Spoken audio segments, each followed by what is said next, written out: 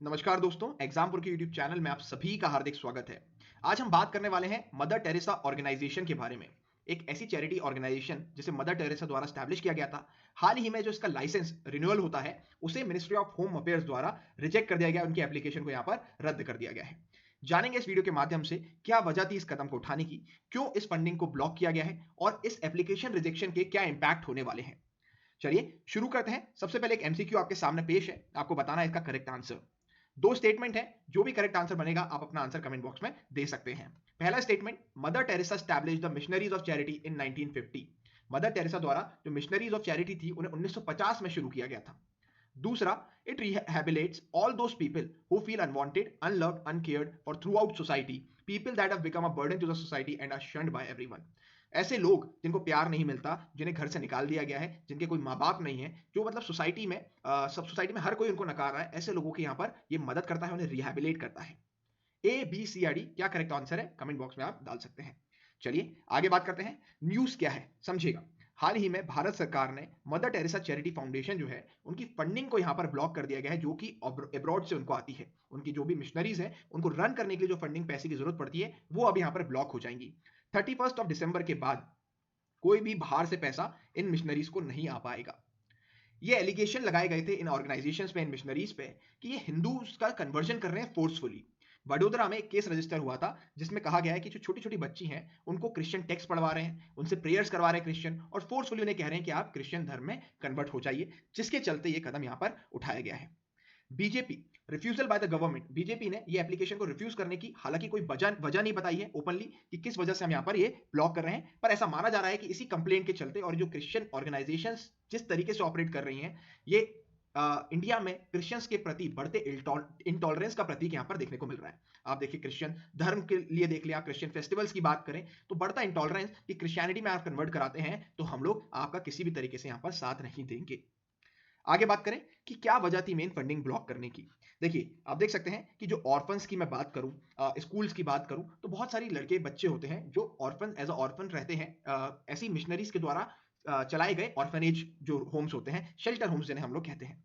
तो इन जगहों पर अगर आप क्रिश्चियन टेक्स्ट पढ़वाएंगे, उनसे क्रिश्चियन प्रेयर्स करवाएंगे, आपने फ्रीडम ऑफ रिलीजन वहां पर नहीं दिया उन्हें। आपने नहीं बोला आपको जो पढ़ने की मर्जी है आप वो कीजिए। वो तो ऐसे बच्चे जिनके कोई माँ बाप नहीं है, वो आपके पास, आप उनकी सेवा कर रहे हैं, आप उनको घर प्रोवाइड कर रहे हैं, तो आप उन्हें फ्रीडम ऑफ रिलीजन भी प्रोवाइड कीजिए, उनकी जो मर्जी वो चूज कर सके। ना कि आप जो क्रिश्चियन प्रेयर्स पढ़ रहे हैं आप भी उन्हीं बच्चों से वही पढ़ा रहे हैं। अल्टीमेटली होगा क्या, ये आइडिया है, आइडियोलॉजी समझिए, अल्टीमेटली वो धीरे धीरे अपने आप ही क्रिश्चियनिज्म को अपना लेंगे। आगे बात करें, देखिए सबसे इंपॉर्टेंट है कि हमें समझना पड़ेगा कि रिलीजियस कन्वर्जन बेसिकली होते क्या है। अपने धर्म को छोड़ना, स्वेच्छा से अपने धर्म को यहाँ पर छोड़ना और दूसरे धर्म को अपनाना, उसे कहते हैं धर्मांतर यानी कन्वर्जन होना। सिर्फ आप किसी धर्म की स्टडी कर रहे हैं, या आपने किसी और धर्म के व्यक्ति से शादी कर ली, या आप मांस मच्छी मीट फिश ये सब खाने लगे हैं, इसका मतलब नहीं होता कि आपका धर्मांतरण हो गया है।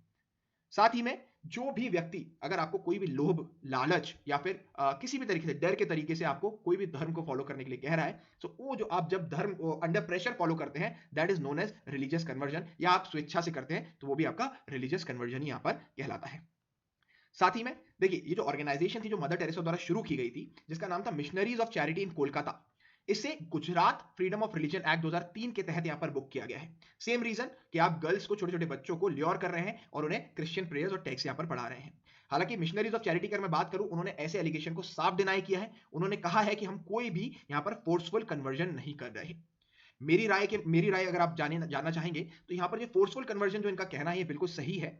मान सकते हैं कि मिशनरीज ऑफ चैरिटी कोई भी यहाँ पर फोर्सफुल कन्वर्जन नहीं कर रहे होंगे। इट्स जस्ट कि आप उनको फ्रीडम ऑफ रिलीजन भी यहाँ पर नहीं प्रोवाइड कर रहे हैं। आगे बात करें अर्लियर इंस्टेंसेस ऑफ एक्यूजेशंस। देखिए आरएसएस चीफ जो मोहन भागवत है, उन्होंने पहले भी काफी इल्जाम लगाया। उन्होंने 2015 में कहा था कि जो मदर टेरेसा का ऑर्गेनाइजेशन है, इनका मेन उद्देश्य ही ये है कि रिलीजियस कन्वर्जन करना।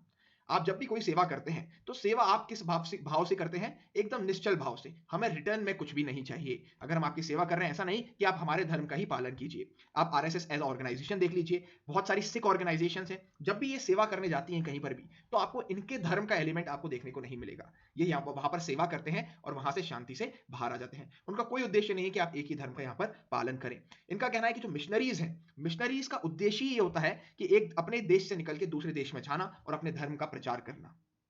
साथ ही में रिलीजियस कन्वर्जन, धर्म के नाम पे, सर्विस सेवा के नाम पे यहाँ पर रिलीजियस कन्वर्जन किए जा रहे हैं और ये अलग अलग इंस्टीट्यूट यहाँ पर देश भर में कर रहे हैं, उन सभी पे यहाँ पर रोक लगाने की जरूरत है। अब बात करेंगे मिशनरीज ऑफ चैरिटी की, जो 1950 में कोलकाता में मदर टेरेसा द्वारा शुरू की गई थी। एक रोमन कैथोलिक रिलीजियस मंडली, एक ऐसी मंडली जो रोमन कैथोलिक है, जिसमें 4500 नन्स, राइट, जिन्हें सिस्टर्स हम लोग कहते हैं, 133 कंट्रीज में एक्टिव है एज ऑफ 2012। आज की बात करें तो ये नंबर कई गुना ज्यादा है। इस मंडली ये जो मंडली है, ये अलग अलग चीजों की सेवा करती है। जैसे आप बात करें ऑर्फनेजेस की बात करें, शेल्टर होम्स की बात करें, जिनका कोई नहीं है, उनका भगवान होता है और उनका यहाँ पर मिशनरीज भी होते हैं।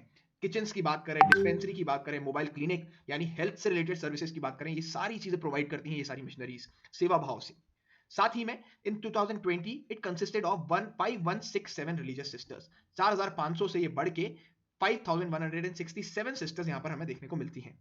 Services are provided without charge to people regardless of their religion. उनके धर्म को, उनके सोशल स्टेटस को नकारते हुए, ना देखते हुए यहाँ पर सेवा प्रोवाइड की जाती है।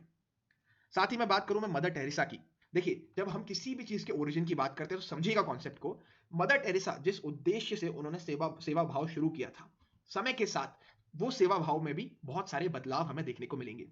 जिस प्रकार कोई भी व्यक्ति मान लें, जो भी हमारे मैसेंजर्स ऑफ गॉड हैं, उन्होंने धर्म की स्थापना की थी और आज जो धर्म का रूप है उसमें बहुत ज्यादा बदलाव है। तो हम जरूरी नहीं ये कहें कि मदर टेरेसा भी यहाँ पर गलत है। एक एल्बेनियन इंडियन रोमन कैथोलिक नन जो अलग अलग जगह रही, सबसे पहले ये ईरान में रही, देन उसके बाद ये इंडिया मूव कर गई और अपना पूरे जीवन काल, ये बचा हुआ जो जीवन काल था, उन्होंने भारत में ही व्यतीत किया। इन्हें भारत के द्वारा काफी सारे अवार्ड्स मिले, पद्मश्री 1962 में, भारत रत्न 1980 में।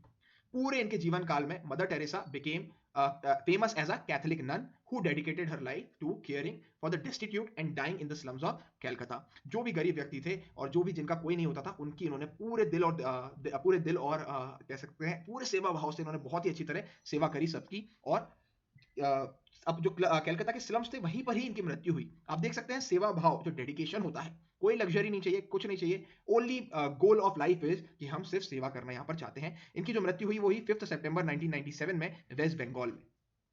मदर टेरेसा मेरी नजर में एक ऐसी लेडी थी जिनको अपने से ज्यादा दूसरे की चिंता होती थी।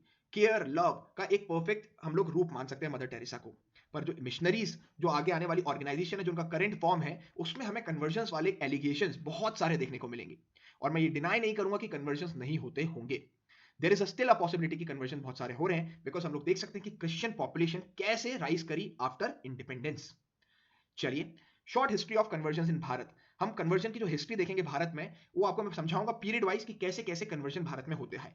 कन्वर्जन के लिए एक सबसे बड़े प्रूफ की अगर मैं बात करूं तो मोस्टली ये जो ऑर्गेनाइजेशंस होती हैं, ये ऐसे लोगों को टारगेट करती हैं जिन्हें नॉर्मल धर्म ने हमेशा रिजेक्ट किया है, हमेशा साइडलाइन किया है।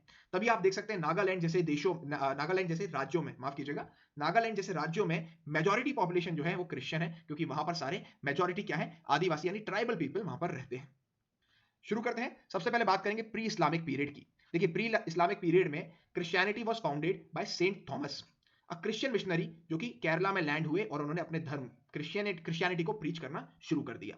इस्लामिक पीरियड में आप देखेंगे हाईएस्ट कन्वर्जन यहां पर देखने को मिलता है अलग अलग जगह पे। किंगडम्स ऑफ कश्मीर बात करें, पंजाब, उत्तर प्रदेश, भारत, हिंदूज, पाकिस्तान, पोर्चुगीज। उसके बाद आते हैं पोर्चुगीज पीरियड की बात करूं तो क्रिश्चियन मिशनरीज वास्को डिगामा को फॉलो करते करते भारत में आई और उन्हें टेरर, डर के माध्यम से, दबाव, कॉन्स्पिरेसी यानी साजिश दिमाग लगा के जितने भी हिंदूज थे उनका कन्वर्जन किया, किसमें, क्रिश्चियनिटी में।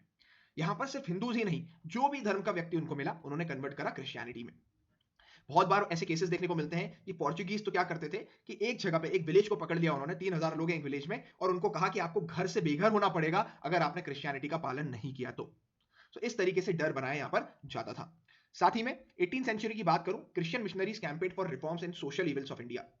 जब हम बात करते हैं राजा राममोहन रॉय की, ईश्वर चंद्र विद्यासागर जैसे लोगों की, ज्योतिबा फुले की बात करें, तो ये सारे ऐसे रिवॉल्यूशनरीज थे जिन्होंने धर्म की इविल्स को दूर करने की कोशिश करी, पर दूसरे धर्म को यहाँ पर प्रीच नहीं किया गया। पर ऐसे जो मिशनरीज थे उनको यहाँ पर अपॉर्चुनिटी दिखी और उन्होंने कहा कि तुम्हारा हिंदू धर्म में तो ये होता है, ऐसा होता है, आप क्रिश्चियन धर्म का पालन कीजिए, ये बड़ा अच्छा है। इसलिए इन्होंने वेस्टर्न एजुकेशनल सिस्टम को इंडिया में इंट्रोड्यूस किया।